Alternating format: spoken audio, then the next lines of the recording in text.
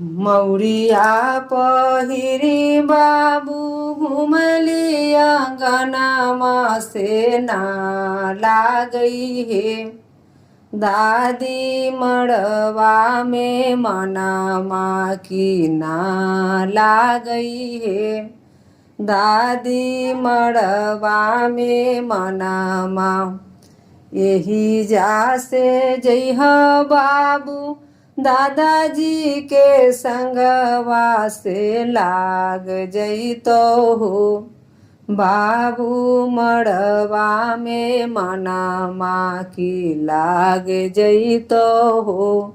बबुआ मड़वा में मनामा सूटवा पहिरी बाबू घुमेली अंगनामा से ना लागई हे।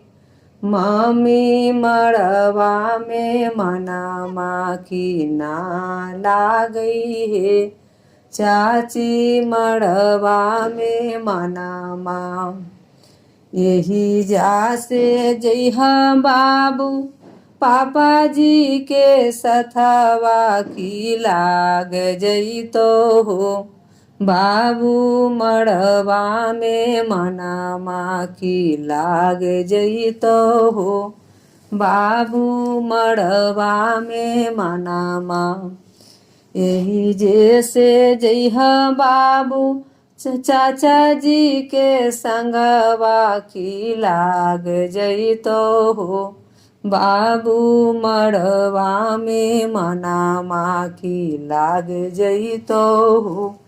बाबू मड़वा में मनामा जूतवा पहिरी दुल्हा घुमेली अंगनामा से ना लागई हे। दीदी मड़वा में मनामा की ना लागई हे। दीदी मड़वा में मनामा यही जैसे जइह बबुआ जीजाजी के संगवा की लाग जइतो हो। बबुआ को हबड़ में मनामा की लाग जइतो हो।